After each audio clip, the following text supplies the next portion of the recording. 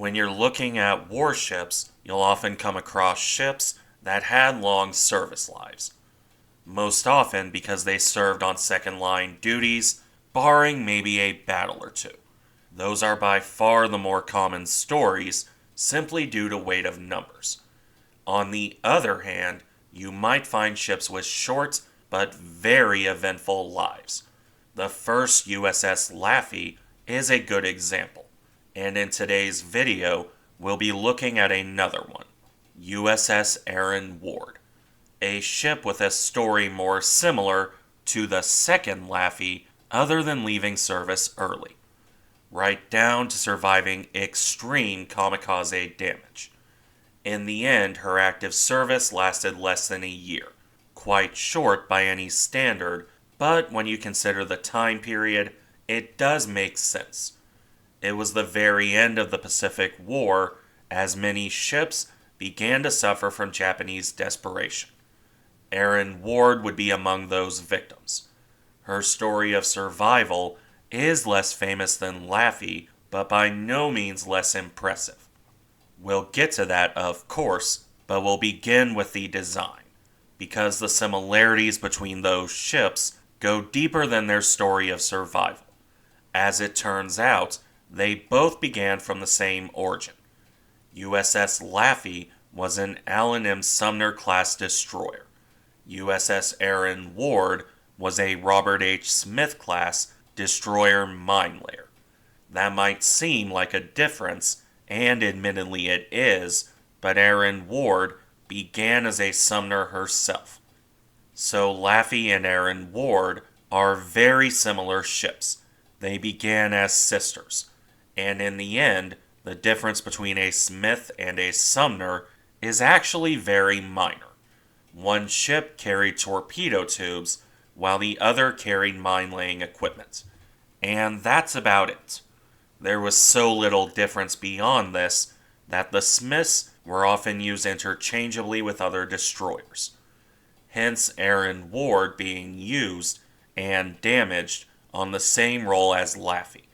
The Smiths never laid a single mine against Japan, and for all intents and purposes, were used as normal destroyers. So, with that in mind, let's look at the details of the design. USS Aaron Ward displaced around 2,200 tons at her standard loading, on a length of 376 feet, 114 meters, and a beam of 40 feet, or 12 meters. A Sumner would have been mostly the same. Where these ships differed was, as I noted before, in the weaponry. Aaron Ward carried 6 5-inch 38 caliber guns in 3 twin mountings, a super firing pair on the bow, and a single mount on the stern, with these supported by 12 40mm Bofors guns in 2 quad and 2 twin mountings. Light anti-aircraft weaponry, meanwhile, consisted of the typical 20mm cannon, the exact number varying between ships, but it was generally around 10, plus or minus a couple depending on the ship. On most destroyers, the next weaponry to note would be the torpedo tubes. Not so with Aaron Ward and her Smith-class sisters. Those ships lost their torpedoes in exchange for mine-laying equipment to carry and, in theory, deploy up to 80 mines. As it turned out, by the time the ships entered service, well, the mines weren't really necessary to fight Japan. So these ships were more often used as mine sweepers instead when they weren't doing normal destroyer roles. And on the topic of typical destroyer roles, their weaponry was rounded off by 2 depth charge racks and 4 K-gun projectors. For sake of comparison, a Sumner had the same 5-inch guns, the same Bofors, and the same 20mm cannon, for the most part. The ships originally carried 10 torpedo tubes as well, in 2 quintuple mountings. Much like the gearings, however, most of the ships ditched a set of tubes for more anti-aircraft weaponry, In this case, another quad Bofors mount for 16 barrels in all. As you can see, there really is very little difference between the ship classes, which is why Aaron Ward was on radar picket duty in mid-1945. You can see further similarities in the rest of her service as well. This was a story that began on December 12, 1943, in a Bethlehem shipyard in California. Aaron Ward was laid down that day with a typically speedy wartime construction. The ship would be launched on May 5, 1944, and commissioned on October 28th of the same year, less than a year from keel laying to commissioning. That said, for as fast as her construction was, it was still very late in the war. She joined service 3 days after Leyte Gulf, the last major naval battle.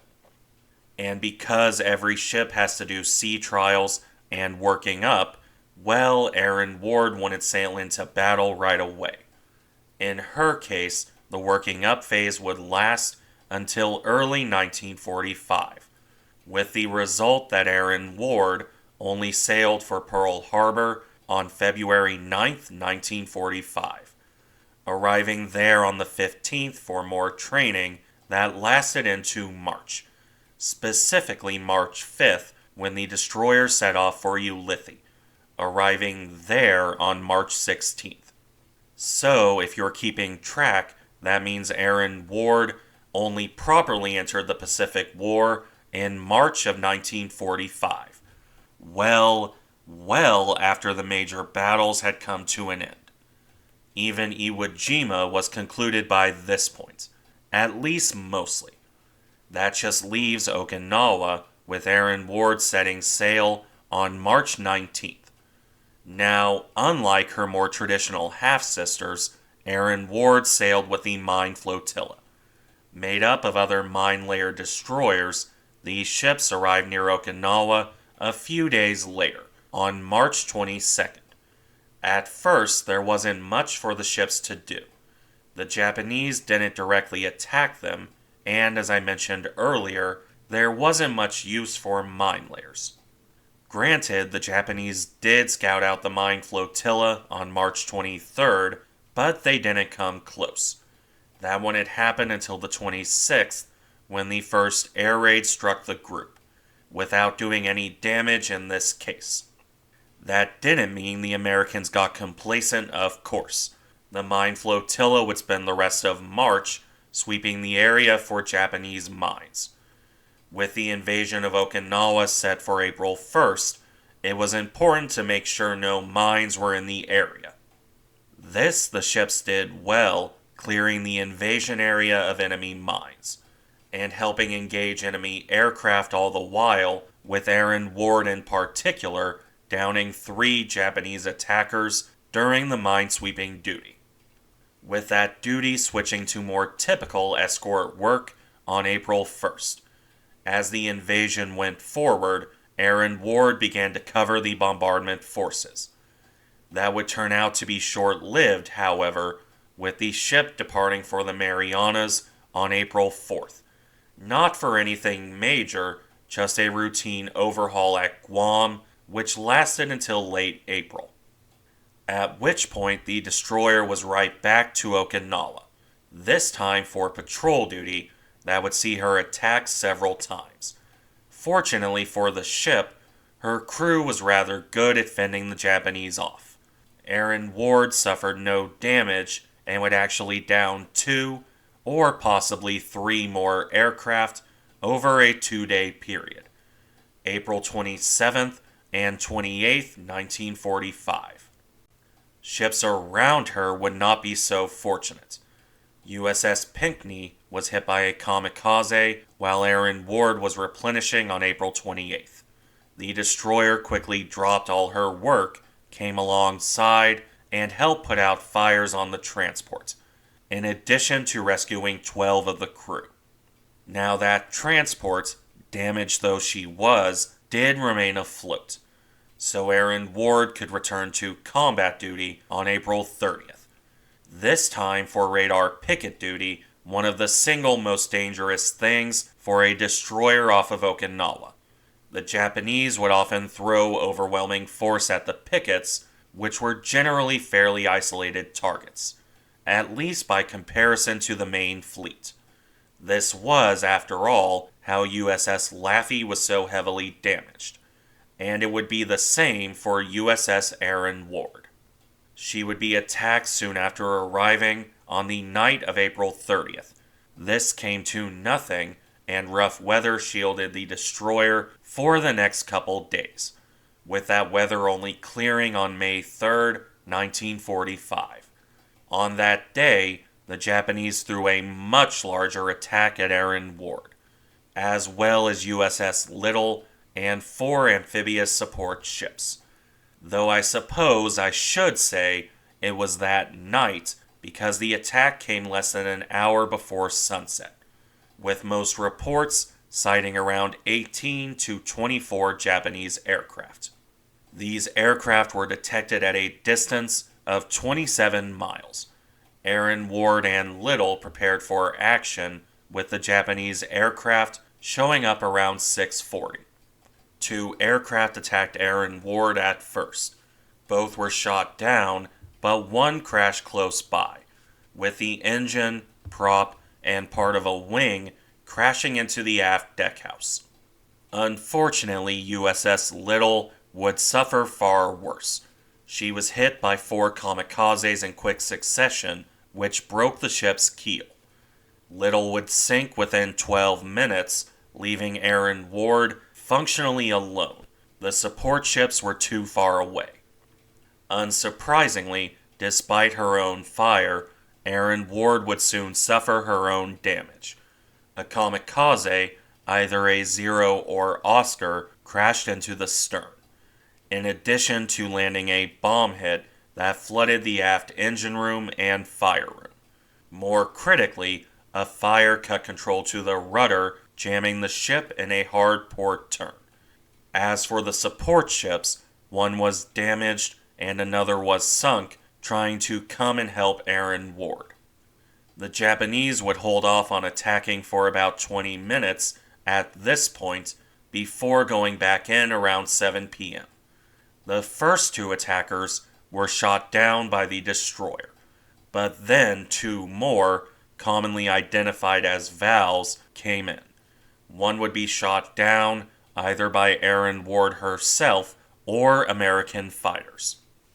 The other one dove on the ship's bridge. Fortunately, the plane missed that target, veering away at the last second. Unfortunately, that just resulted in a collision with the forward funnel. This at least did fairly minimal damage, as the plane fell away to starboard. The next Japanese aircraft would do more damage around 7:13.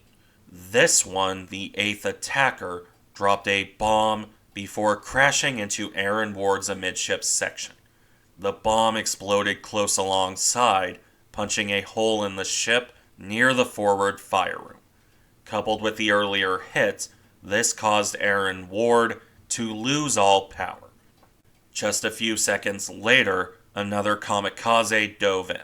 This one crashed into the deckhouse and set off a massive fire, so the ship was now dead in the water and suffering from severe fires. As if that wasn't enough, 2 more kamikazes attacked around 7:20. Aaron Ward had no power for her main guns, so only the light weapons could engage, and that was not enough. One of the kamikazes crashed into the port's superstructure, starting yet more fires, in addition to detonating 40mm ammunition. The other one, meanwhile, crashed into the base of the second funnel. Between the crash and the aircraft's bomb, the funnel was destroyed. Other debris was blown far and wide, including 2 of the 20mm guns. Thankfully, this was the last attacker, leaving a burning, battered wreck behind. Lack of power, raging fires, and flooding would likely have doomed the ship. However, Aaron Ward's crew refused to give up. With assistance from 2 of the support ships, the destroyer was stabilized. The fires were put out, and the flooding controlled. USS Aaron Ward would survive some of the worst damage of any destroyer. 19 of the crew were lost in the attack. Another 6 died later, with 17 missing in action for 42 lost in all. 54 were seriously wounded. Despite all of this, the ship was able to return home after temporary repairs on June 11th, arriving in New York in mid-August 1945. The damage was so severe that with the war over and a glut of surplus ships, Aaron Ward was never repaired. She would be decommissioned and scrapped in 1946. Ultimately, USS Aaron Ward earned only 1 battle star. Despite this, her heroic tale of survival also earned a Presidential Unit citation. I'll link the text of that in the description. Thank you for watching. Remember to like, comment, and subscribe if you enjoy the content, and I'll see you in the next one.